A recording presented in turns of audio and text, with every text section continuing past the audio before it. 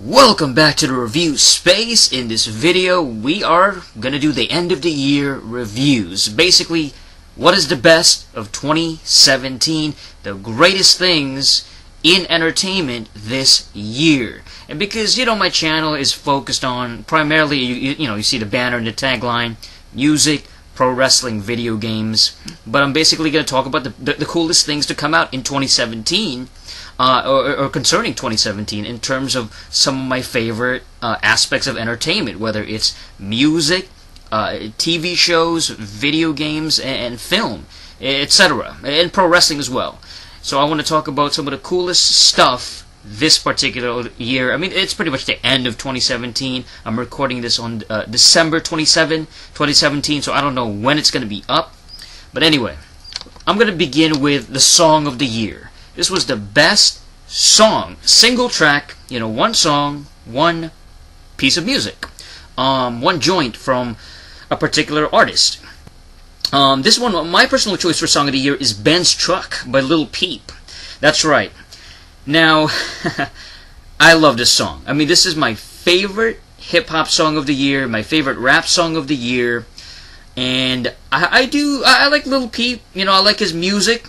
I just discovered him earlier this year. It's not like I'm this huge expert on Lil Peep. I'm not, a huge expert on modern, current rap music, even though I was a huge hip-hop head from the early 2000s, early mid-2K. I've been out of the, I haven't kept up with the genre for like the past 10, 12 years. Because, as you get older, rap music rap music is a very young teenage kind of thing to get into, but as you get older and develop and your brain develops, you start to like different things and different genres of music. So I haven't kept up much with current rap music. So this joint, Ben's Truck, is so freaking catchy. It is such an addictive song to listen to over and over again. I must have played the song like 100 times just in a row, because I got it downloaded on the PlayStation 3 and everything, on my PS3 system, like the music video and stuff, and I just kept watching it over and over and over again, like it was on loop. I just kept replaying it, you know what I mean? Like I just kept constantly replaying it. It was such a catchy song. The music video is actually pretty cool too, with the, I guess it's the Russian letters at the bottom and all that, the Russian subtitles, and it looks unique. Lil Peep's look in the video is kind of interesting. He looks almost like I guess you could say, almost like a gothic rapper, you know what I mean? He's a white Caucasian rapper, and he's got really pale skin, so it's almost like he's almost like the Marilyn Manson of hip hop, just from based on his look. He's got the tattoos and everything, but his music, his actual music, and his voice and all that is very current, very modern, very late 2010s, very of the day. And the style of it is kind of like a trappish kind of beat and sort of like a mumbling kind of lyrics. The typical mumble rap, but it's very catchy, at least in this case, because, it's a catchy song, very simple song. The lyrics are not, he doesn't have too many verses on it, where you have lengthy verses and he's spitting out like, 3-4 different verses in a single track. It's, I believe it's less than 3 minutes, so it's actually a song that's not particularly too long, about 3 minutes or so. Also, unfortunately, I mean, I discovered him just earlier this year, and it's so sad what happened later on, because what happened was Lil Peep basically passed away in November 15, 2017, so he died just last month, just a little over a month ago, in November of 2017. He was only 21 years old. Lil Peep was only 21 years old. I remember being 21 back in 2008, and you just felt young. You just feel like a young person. You're still growing. There's still a lot of years left, in the future, but everything is just kind of like, when you're 21, you just really don't care. I didn't care back in the day. I just kind of was doing my own thing. I didn't care about the future or anything like that. I wasn't thinking about anything like that. I was just doing my own thing. I was just more concerned about myself. It was still an extremely selfish era and a lot of internal struggles when you're 21. You're still growing, you know what I mean? You still feel like you're a young person because you're in your early 20s. But the cause of death basically was an accidental overdose. I believe it was from pain medication. You know, he must have been taking some other type of drug. So it's like a cocktail of like different stuff in his system. You know what I mean? And it really is a sad ending to a promising career, a burgeoning, like, he's just an up and coming rapper. You know what I mean? He hasn't really. He was blowing up, kind of like his career was on the rise, but he wasn't like this super household name like an Eminem. Like this dude was sort of in that similar path of like a young Eminem almost, where he's on the rise. His career was on the rise, you know, young white MC that's like getting his foot in the door and just kind of building a reputation on the internet, an online following. And again, I just discovered him just earlier this year when he uploaded the Benz truck joint, which I really enjoyed. And then, boom, November 2017, midway in November, he's gone. Kind of reminds me a little bit of Big L. You know, it reminds me of past rappers that died when I was growing up. Big L was my favorite rapper from the 90s. You know, Big L's music was so dope back in the day. He died in February 15, 1999, and he was only 24 years old back in the late 90s. So he was shot to death, basically. It was I think it was it either a drive-by shooting, you know, some kind of somebody ran up on him and he got shot to death. But Big L had a classic album from the mid-90s, around 1995, dropped an album called Lifestyles of the Poor and Dangerous, which is one of my all-time favorite hip-hop albums from any era, but especially from the 90s. That's why I love that mid-90s era so much, you know. My favorite years in hip-hop is 94, 95, 93, 94, 95. You know, and 96 was pretty good too, but 93, 94, 95 was a tremendous 3-year in a row kind of a great selection of music. And Big L, you know, Big L was another promising rapper from the late 90s that was like, he was on the rise, he was up and coming, he was dropping all this classic music, and he was one of the best freestylers back in the day as far as like written freestyles, but he would spit them, and he had so many, he had so many bars, you know what I mean? His punchlines were on point. And he was about to, I believe he was about to sign to Jay-Z's record label, you know, so he was. There was bigger things to come for Big L, just like with Lil Peep. There was bigger things to come in the future. You could see the foundation being built, but that it was just taken away. It was just ripped away because of you know, violence. But in the case of Lil Peep, it was a little bit different. Lil Peep's death was drug related. You know, so that was the big difference between Big L and Lil Peep in terms of their deaths, was that Big L died in a very violent shooting, whereas Lil Peep died in a more drug-related kind of thing. And so his death, Peep's death, kind of also reminded me of another rapper that died years ago. His name is Idea. Idea was a very prominent freestyle battle rapper back in the late 90s, early 2000s. He was actually one of the greatest battle rappers, battle MCs of all time. So, you know, when it comes to freestyle battling and all that, Idea was easily one of the best, especially in his prime. Idea basically died of it was a drug overdose kind of thing, you know. It was basically ruled an accident. He died back in November 18, 2010, and I think he was only around 28 years old. He was in his late 20s, and it was ruled an accident from respiratory depression caused by opiate derivatives. This was according to the Ramsey County Medical Examiner. The specific drugs were not the specific drugs were not revealed, but they were not you know, the actual drugs themselves that were in Idea's system haven't been revealed to the public, and he died back in October 16, 2010. I should say he passed away in October 2010, but the cause of death was released in November 2010. yeah, Idea was tremendous. Very talented MC, battle rapper from back in the day. He won the Scribble Jam tournament in 1999. So he was on top of the world back in the late 90s. He was like the youngest Scribble Jam champion. I think to this day, like ever since in that whole Scribble Jam tournament. Anybody that wonders what Scribble Jam is, it's this big, massive tournament every single year. Freestyle battle rapping was one of the big tournaments in there. It's a big hip-hop event. And Eminem took part in it way back in 1997. He was one of the first guys to give that Scribble Jam a big name because of his association with it. He competed in Scribble Jam back in 1997, and so that his recognizable fame, when Eminem started getting famous in the late 90s, people really got to be aware of Scribble Jam. So a lot of people started participating in Scribble Jam. Idea won that back in 1999, and he was a hell of a freestyle battle rapper. He was so quick and he was so good, and his style was so kind of Eminem-esque, kind of Rakim-esque, early Nas with the whole like multisyllabic a little bit. He had a little bit of that influence, that style.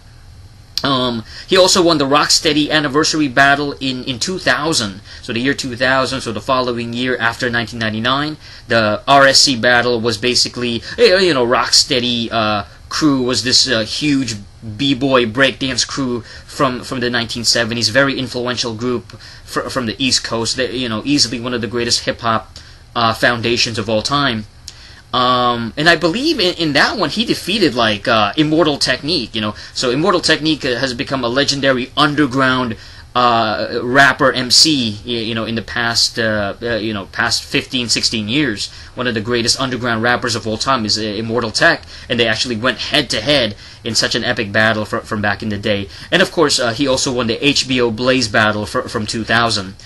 He defeated Shells in the final. He defeated a lot of people there.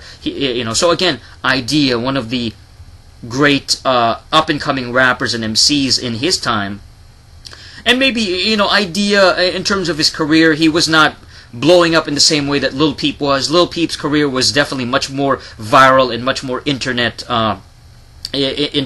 popular, very wide mainstream kind of thing, where Lil Peep is more well known, basically. You know what I'm saying? Than Idea. Idea was more of an underground, known to be a battle rapper back in the day, and he released a bunch of underground records after he stopped battle rapping. After his career in battle rapping, he stopped doing that and he started doing more records, and he became more of an actual recording studio rapper. But Idea was a white rapper, Caucasian rapper. Same with Lil Peep. So both guys just dying at such a young age, in their 20s, and of course Big L is also another legendary up and coming rapper that died in his 20s, black rapper. One of the greatest of all time is Big L, in my opinion. But it's just sad to see, as a hip hop head, hip hop fan, to see these young guys get taken away so early in their career, in their 20s. I'm 30 years old, and just to look back in my life where if I could have died somewhere in my 20s, it's just like, man, that's wild. It's such a young age. And again, Lil Peep was an up-and-coming rapper. He was on the rise. And Ben's Truck was such a great song, great modern rap song. It felt so current and so new and fresh. It was of the day. It was so current. And it's just, he's gone now, you know what I mean? He's gone. So that void of like next up and coming, promising white MC, white rapper that could fill in that particular genre, or not genre, but that spot. You'll have really prominent black rappers and black trap rappers or mumble rappers, and then you have that slot of like, where is the white rapper, the white mumble rapper, trap rapper that's to represent the Caucasian fan base and demographic. You know what I'm saying? And I think he was one of the most promising ones to potentially fill in that role. And now that role is gonna go to somebody else, whether it's Post Malone or whoever, whoever that may be. Unfortunately, and I felt like Lil Peep had so much creative potential. You know what I mean? As a up and coming MC. All right, so the best wrestler of the year. Moving on, best professional wrestler of the year, and it doesn't have to be WWE because I really have pretty much stopped paying attention to WWE. I just don't care that much anymore about them. Maybe every now and then I'll watch a short clip on YouTube, but that's about the extent of it. I don't really watch the pay-per-views anymore or anything like that. I certainly don't watch any of the mainstream main shows anymore when it comes to WWE. So the best wrestler of the year, I'm going to have to go with Rosemary. Rosemary from the Global Force TNA Impact Wrestling. And she became Impact Knockout Champion, which is basically the equivalent of the Women's Championship. She became Knockout Champ last year. The Women's Champ last year in October 2016, and she held on to that title for about 9 months. So she was champion for a long time. She dropped it eventually to Sienna in early July 2017. Around summer of this year, she stopped being the champion and all that. It eventually went to Sienna, and But she had some really fun matches. She had some really great moments this year. I love the India tapings when they went to India earlier this year. They had some really great crowd reactions. It felt a little bit different because the crowd was Indian crowd. And they looked different and they were reacting a lot more energetically, especially when Rosemary came out. Rosemary came out and she got such a huge pop from the crowd. India really loved Rosemary. It's not hard to see why. She's got a great gimmick, a great look, very charismatic, and her presence is a little bit different than the other female wrestlers, not just in TNA Impact Wrestling, but all over the any promotion, including WWE. It's a little bit more darker looking, a little bit more, I guess, Marilyn Manson-esque, almost like a female Finn Balor, but she has actual charisma and actual presence. I think Finn Balor's a little bit kind of boring. His presence is not so interesting, but with Rosemary, she's got the face paint, she's got the body paint and all that. She looks different, and she has kind of a darker presence about her, and it's cool. She's a cool character. She's a great modern style dark character. And as a single star, she had some pretty fun matches against some of the other, top knockouts they've had, and other top challengers against Laurel Van Ness, and I mentioned already Sienna, ODB, Santana Garrett, Jade, etc. So she was able to basically have these fun matches, get good crowd reaction, get over with the crowd, and so she feels kind of like a star. She feels like a big deal. She feels like a TNA original character or Impact Wrestling original that actually feels like they made somebody special. She's somebody that makes me want to watch the show, at least tune in to see what she's going to do next. I know she had that incident this year, a little bit later this year, with Sexy Star, and she was able to recover from that. She was basically attacked by Sexy Star in kind of like a shoot style hold. Sexy Star thought that she was being ganged up on or whatever the heck it was, and in her own mind, so she decided to take it out on poor Rosemary. But fortunately, Rosemary was able to bounce back and recover, and she was able to move past that. She was able to recover from that. Rosemary is a very valuable asset to pro wrestling. She's just incredible. Her character has been so must-see, and she's really one of the very few reasons to keep watching TNA Impact Wrestling this particular year especially. I haven't been super impressed with Impact, Global Force, whatever you want to call them, because especially with so many changes, and they just haven't been that impressive. But so Rosemary is one of the very few wrestlers to keep me interested in this otherwise relatively uninteresting promotion. You know what I mean? I would love to see Rosemary in WWE someday. I don't know if they'll treat her the same way, if she can even have the same gimmick, the same kind of dark gimmick, and I don't know if the Rosemary character, I think it's owned by Impact, if I'm not mistaken, or whoever, whatever, Anthem or whatever. So I don't know if she's able to recreate that magic outside of Impact Wrestling. So she's probably happy there, or at least somewhat satisfied in just being a top female there, and just somebody that can have good matches and still be over and all that. I do love Rosemary, and it's just it would be really nice to see her on a much bigger stage, on a much grander stage, instead of just the very small Impact stage. That's the only real gripe that I have.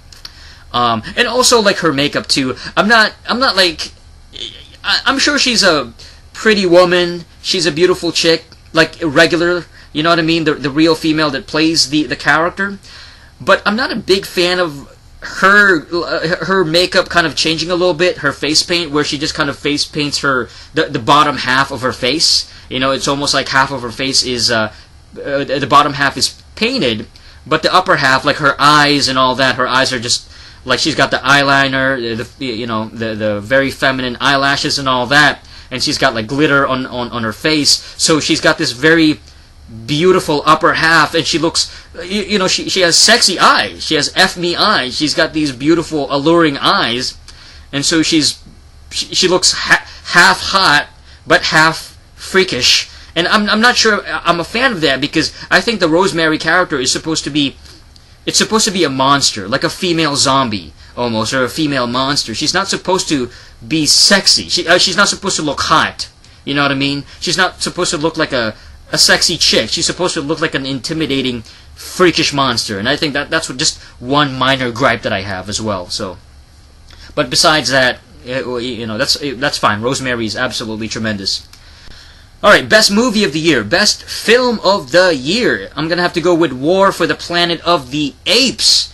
The Apes! This was released around mid-July 2017 or early July 2017, so definitely a summer blockbuster type of film. Made a lot of money, a ton of money, profit off the box office, so this was a big hit. I've been a big fan of the Planet of the Apes reboot.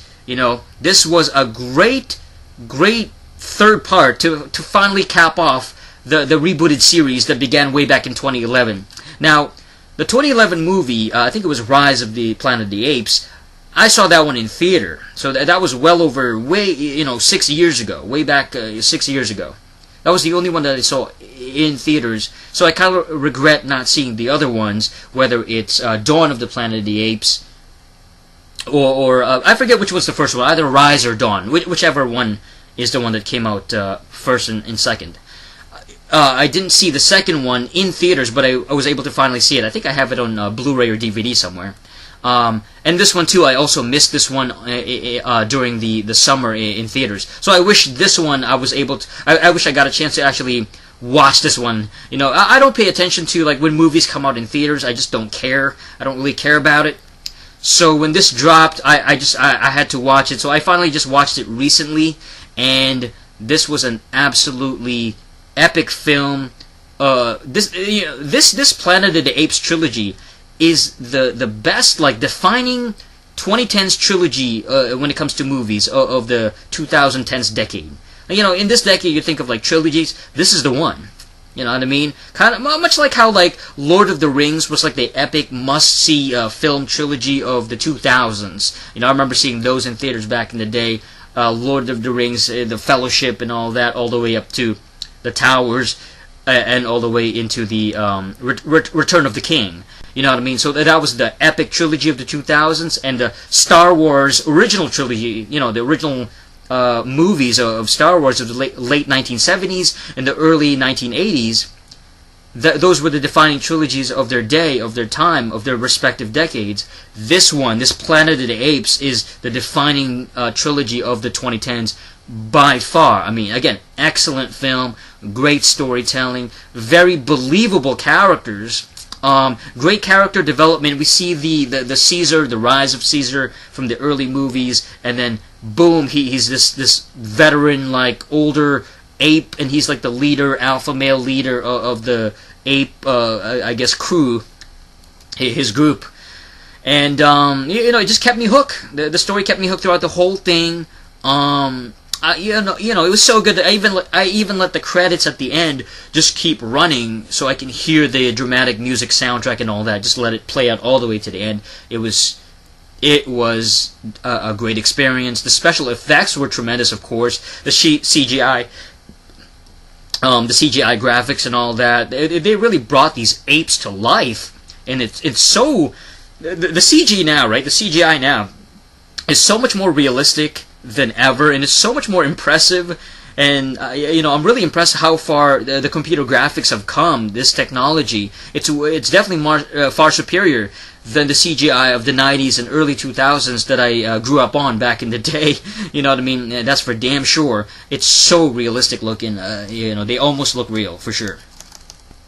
All right, best video game of the year. This one I was kind of hesitant about because I don't really play new games. You know what I mean? I don't care about the new consoles or the modern consoles, whether it's Xbone or PS4 or the Switch. I have no interest in them, so I don't play the newer titles. But if I had to choose one game that I played that really left an impact on me this year, and it doesn't have to, I guess it doesn't have to be from 2017, would be something like Dead or Alive Paradise. I actually gave that one a chance, and I was kind of, I felt pretty wrong about it when I reviewed it on my review. I felt like I just didn't give it a chance when I gave it a review. When I did Dead or Alive DOA Paradise type of reviews, or I should say extreme reviews. I reviewed Dead or Alive Beach Volleyball 1, the one on the Xbox, and Extreme 2, and also the Paradise game. But in that particular review from I think it was last year, I was very non-complimentary. I was very critical of it, almost dismissive of it, like this game's not that good. This game sucked actually. But in actuality, I actually sat down and just grinded through it.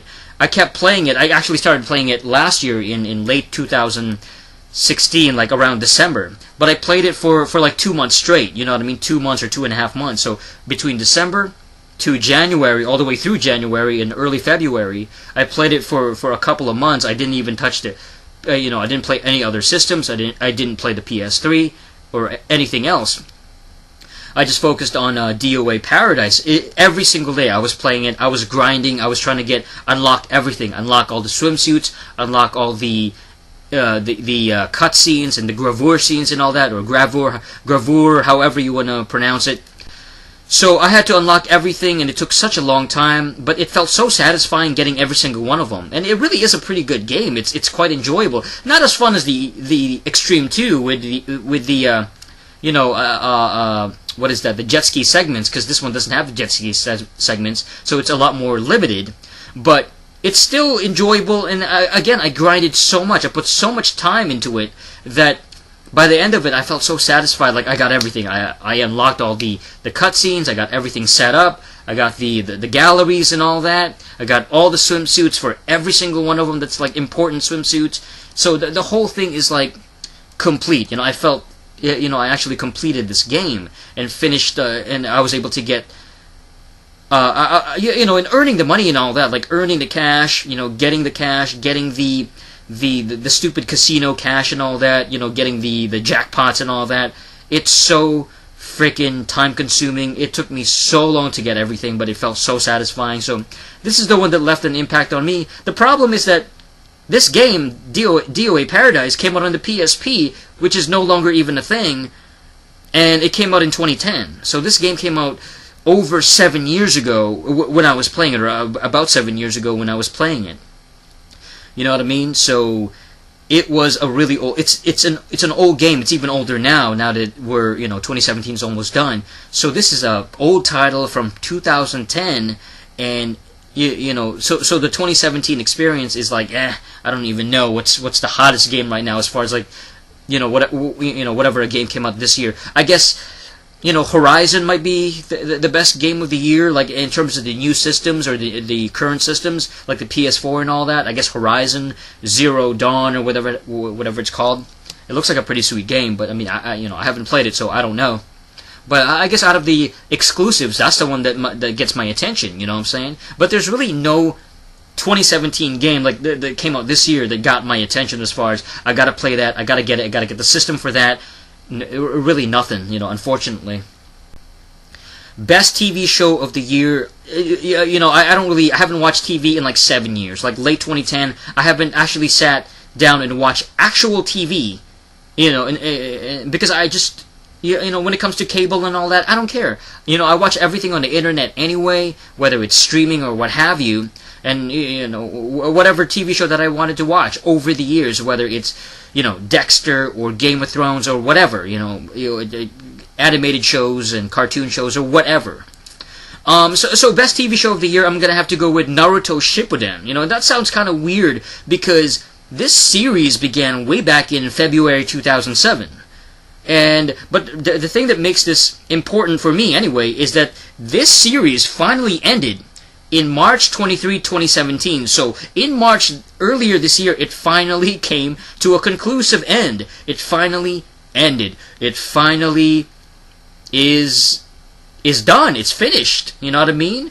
The Shippuden series is finished, and Naruto's tale, his storyline, his saga, his arc, whatever you want to call it, his development is that's it.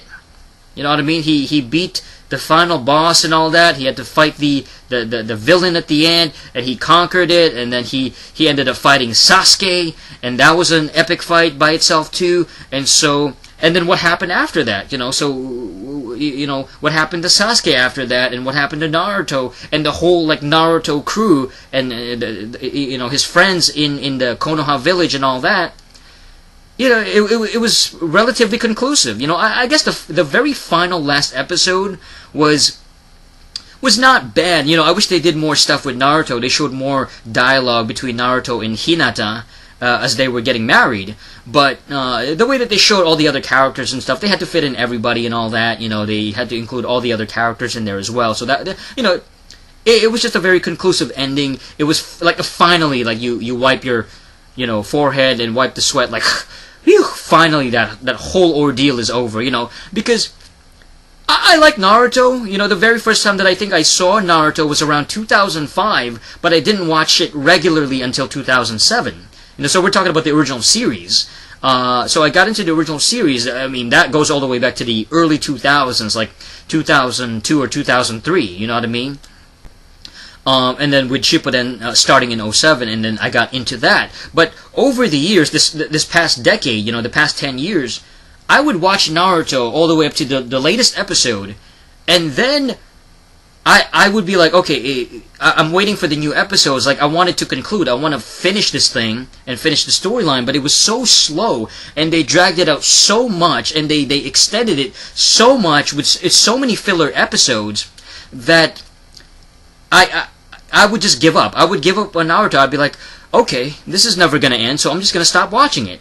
So then a year would go by. 2 years would go by. So a couple of years would go by with me not watching Naruto, and then I'd go back to it. I'd be like, you know, I haven't watched Naruto in a couple of years. Is it even still on? And then I would go back to Naruto Shippuden, and lo and behold, they would have new episodes, but they were up to the most updated one. And this would happen for 10 years straight. The whole 10 years that this show was on, that would happen to me. So I remember watching it back in 2007, 2008, and then I would stop. So I would pick it up again maybe a year later, so, you know, late 2009. And then a couple of years later, you know, 2011.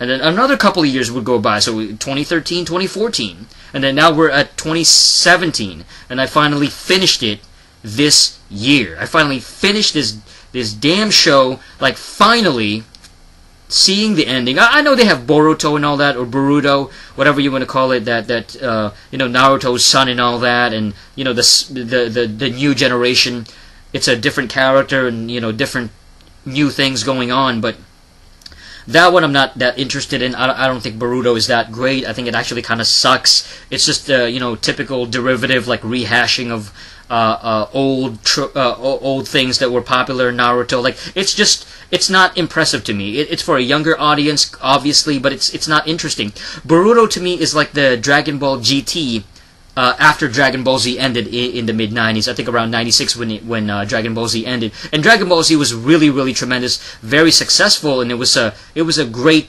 anime for the 90s. But then Dragon Ball GT was this crappy, you know, follow-up where they wanted to keep milking the Dragon Ball Z franchise.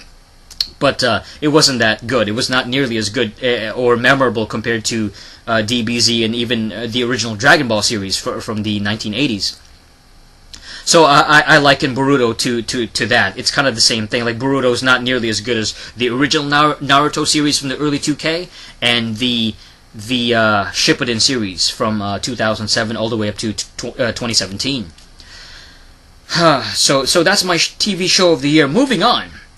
Best YouTube channel of the year. Yes. So what was the dopest YouTube channel of the year? Of course, I'm always on YouTube. YouTube is my main thing. It's it's where I get most of my entertainment and all that, and news and everything. Of course, that's where I'm at. I upload videos relatively regularly, or at least I try to. When it comes to uploading and all that, I got my own channel and everything, so I am part of this YouTube thing. The best YouTube channel of the year, I'm gonna have to go with NWA. This is the National Wrestling Alliance channel.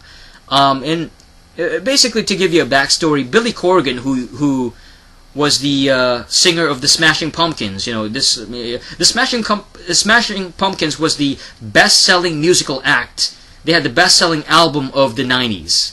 So they were a very successful rock band of the 90s decade. It's still a very legendary band. They had some really, really great songs. I still listen to Smashing Pumpkins, and even a little bit of Zwan, which was Billy Corgan's later band in the early 2000s. But Billy Corgan kind of got into wrestling back in, as far as like running things and being a creative force. Like, he kind of started doing that in 2016, as far as actually being like super involved with wrestling and being a part of TNA and all that.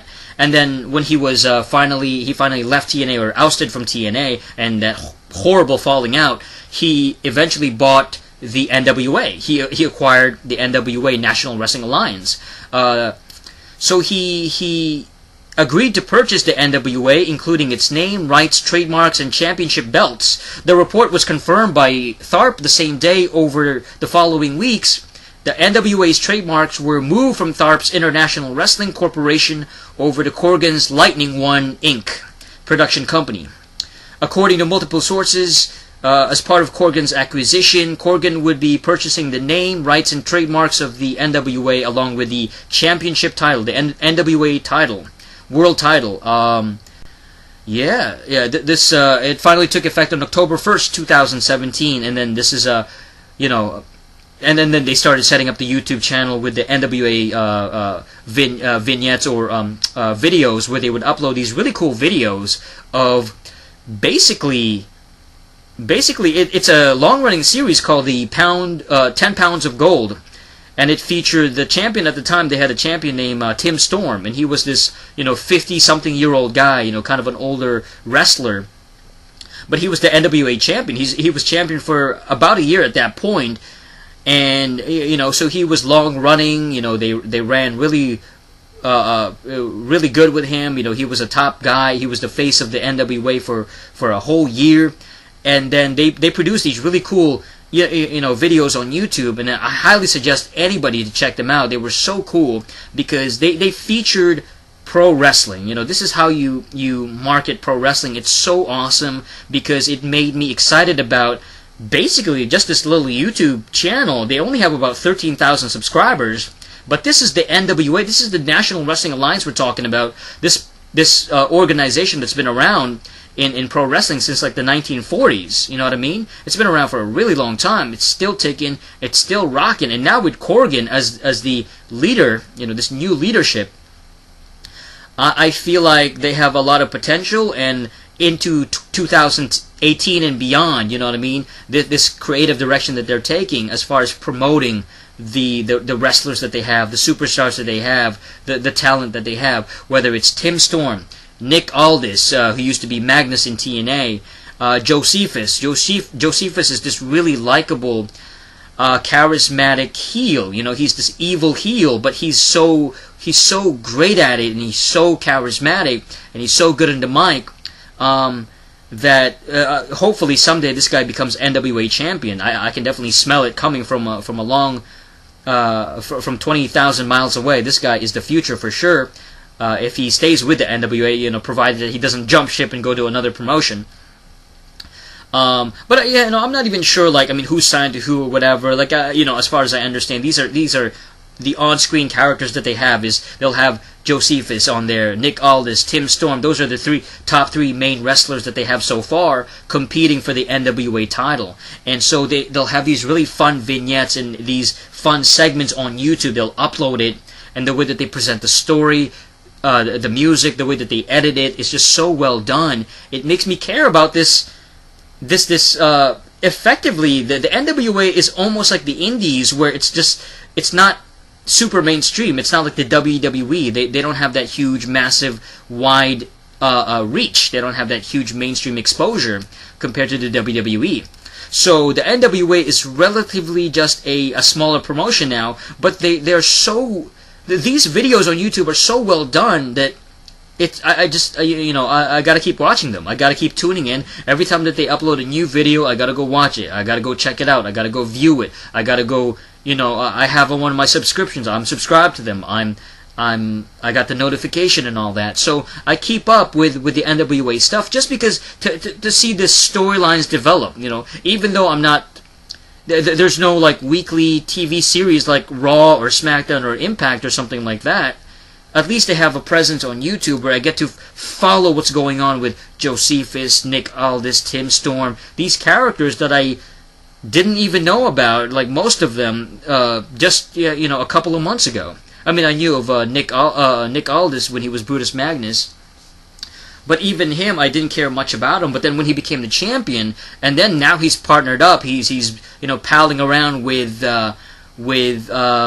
Austin Idol. Austin Idol is this legend from like the 1970s, early 80s, old school wrestler from the territory days, and he was a really charismatic, like really good talker from back in the day. And now he's sort of like a manager now of Nick Aldis, so he can become the mouthpiece. So he's this really likable guy. You add him to Nick Aldis, this young 30-something, early 30s wrestler in his prime, and now he's the champion and all that. And so there's a lot of cool things coming soon. And so I'm just excited. I'm happy that this year I felt like the NWA kind of saved wrestling for me. WWE just made me sick. I didn't want to, I stopped caring about WWE. With TNA, Impact Wrestling, I just stopped caring about it. I don't really watch it anymore, aside from the occasional Rosemary match, because Impact to me is just so boring for the most part. It's so uninteresting. WWE is boring as well. They're so uninteresting. But with the NWA, it's so cool. It feels fresh, even though they have an old school style. Like they have an old school presentation. The way that they wrestle is more traditional, like 70s, 80s. So it's a bit more methodical and a little bit more slower down. You don't have these high spot high spot monkeys that's doing flippity dives everywhere like a bunch of circus acts. It's fun to see like that smarky kind of match every now and then, but to have that fill up single thing is kind of overdone. So I like the more traditional. Just because it's a little bit different. It's the NWA old school style, bringing back that slower paced wrestling, more traditional. More traditional moves. It's just I enjoy it. I quite enjoy it. I like watching the vignettes. It's just fun to see this well packaged and relatively lower budget kind of thing. I mean, it's they don't have these massive production things where you have the fancy cameras and fancy over the top, over budget productions, and they don't have that. This is very from the ground up kind of thing, and it feels like it feels like a movement just bubbling underneath the underground of pro wrestling. Like the wrestling underground is just the same way that Lucha Underground kind of saved wrestling for me back in 2014. So over 3 years ago, because I really loved Lucha Underground. It was so dope. That first season was so good, and the NWA is kind of making me feel like that. Like I gotta watch the NWA. I gotta watch the YouTube channel. It's so cool. It's I can't say enough good things about it, and I just have a lot of expectations for them, high expectations. I expect really good things in 2018 from the NWA YouTube channel. So I highly subscribe to you guys. Check it out. If you're a pro wrestling fan, I mean, obviously, if you're not a wrestling fan at all, you're not even gonna understand what I'm talking about. But if you like wrestling, old school style wrestling, something a little bit more traditional, a little bit more believable, and more interesting and fun to watch, this is the way to go, man. This is awesome. So congratulations to Billy Corgan and them. The NWA is dope in 2017. and you know, best YouTube channel of 2017, definitely. So that's it for this episode of the Review Space. That's my recap. Yeah, you know, I could have probably talked about some other stuff, but those are the main topics that I was interested in the most of 2017. That's the best of, in my opinion, anyway. So I highly recommend those. And as far as my channel, you know what I'm saying? I'm going to keep making videos and all that, and hopefully in 2018 there's more content to come, and even more cool stuff on the way, you know what I'm saying? So that's it. Tune into another episode next time. Subscribe. You click on the notification bell for the latest videos. And until next time, thank you for watching. Peace.